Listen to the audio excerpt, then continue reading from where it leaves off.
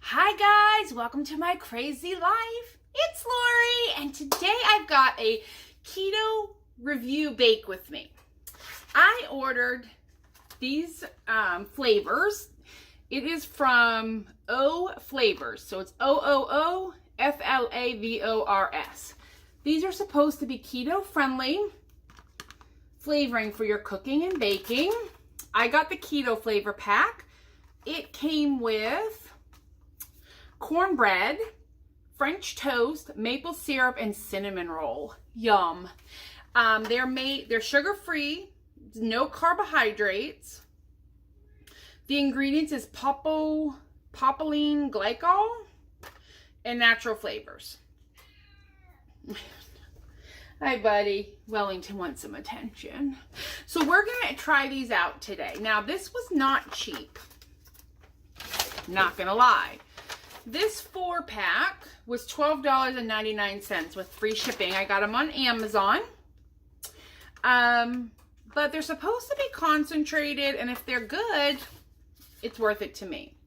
Now, on the back is a recipe for cornbread, and that's what we are going to make, is some cornbread, and it calls for 10 to 15 drops of this flavoring. So I'm going to flip you around, we're going to make it, and then we're going to try it. So 1 second. Okay, so we're going to open this up and take out the cornbread flavor. And it also has, oh neat, my order was proudly packed by Claudia. How awesome is that? So we're going to take out the cornbread. Now, Cooking Keto with Christy, you know I follow her. She uses corn extract, but it's really expensive. So Michael, this is really no different. But this is cornbread flavor concentrate. So we're going to try it. It's a little tiny bottle. Now, and the recipe is on the back of the packaging. This calls for a cup of almond flour, 3/4 teaspoon baking powder, 1/2 teaspoon of salt, 2 large eggs, 2 tablespoons of butter, and 1/4 cup of full fat sour cream. So that's why this is, I gotta get my butter, a keto friendly recipe. It's almond flour. Now, I did go through a mesh sieve because almond flour can be lumpy.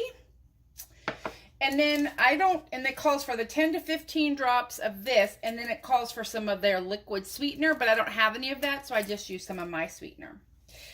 I preheated the oven. This calls for muffins. I'm gonna bake mine in a little tiny pan because I would like squares.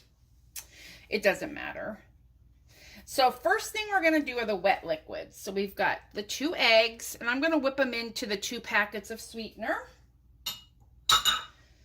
and the butter and sour cream. But let me whip up these eggs real quick just to get them.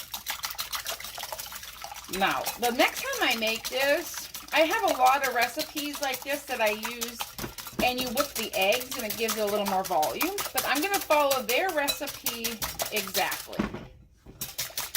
But you always want to whip your eggs up really good, or you're going to end up with like eggs strewn through your recipe. Okay, there's my eggs. We're going to whip up the butter in here, and I melted it and then I let it come to, cool off. You don't want to put hot butter in eggs because what will happen is you will end up with scrambled eggs. 1/4 cup of the sour cream, full fat. Oh, there's the oven. I thought it called for a cup, so I had a cup measured, and it's always a good thing to read your recipe twice. All right, so I'm going to lay that over here. Oh, and then our drops. It says 10 to 15. I want to take a sniff. Smells like bread.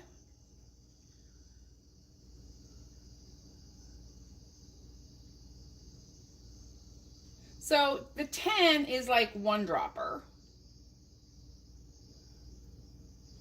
I put 15 in. Do you know what this smells like to me?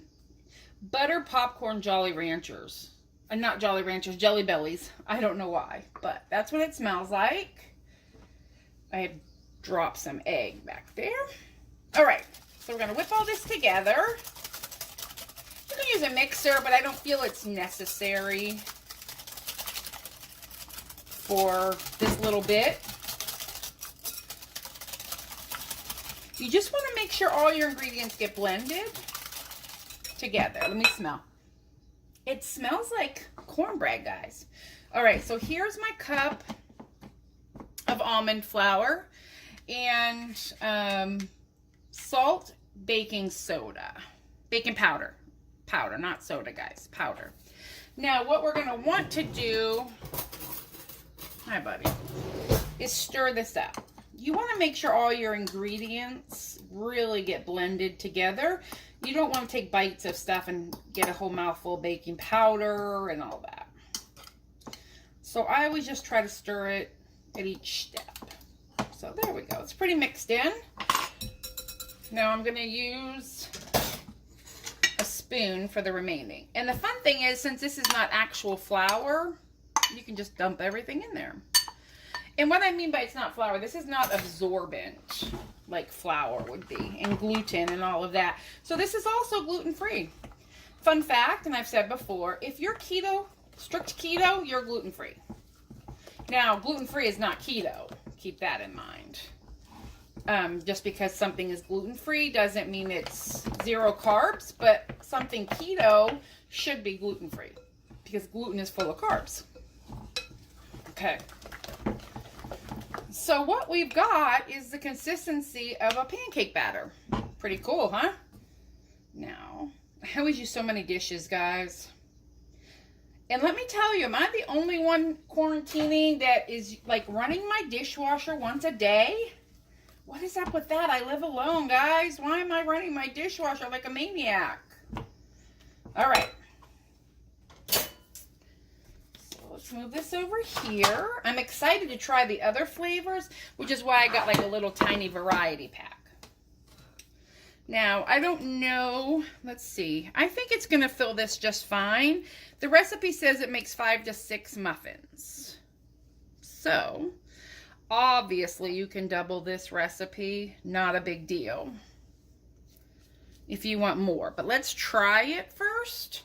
Because then, like I said, the next time I make it, I'm going to substitute some oat fiber and my Isopure to get those carbs down. But I want to review their recipe and their flavoring. Okay, I'm touching it, but A, my hands are clean, and B, I'm the only one eating this. So I can do that. Okay. I did spray my pan with coconut cooking spray, and you really want to always tap your batter, even if you're not keto. Get those air bubbles up and out. Now the recipe says to bake it for 20 to 25 minutes. That's for muffins. I will start this at 20, and when I get it done, I will let you know. It does smell like cornbread. I keep smelling it. All right, let's bake this up. Okay, it came out of the oven. We have a little cracking, but I think that's normal for cornbread. Almond flour cornbread, yeah. Took about 30 minutes to make this pan. Now, this is a tiny tot little container, just so you know. But it will make 6 muffins, because that's what we're going to cut it into 6 servings, but it has to cool. So we'll let it do its thing, and then we'll be back. Okay, it's baked, and here is the product. Cornbread OOOFlavor, I think it's called. Let's see. OOOFlavors. And this is their recipe. So let's see. Look at all the aeration. That's nice. Tender looking. Now we're going to try it and see how it tastes. Okay, again, it's OOOFlavor extract, and this is tiny, but honestly, I mean, it didn't take a lot of essence to make this bread. So let's see how it tastes. Got a good, I'll just throw it. It got a good rise on it. Look how soft it is and airy. Feels very moist.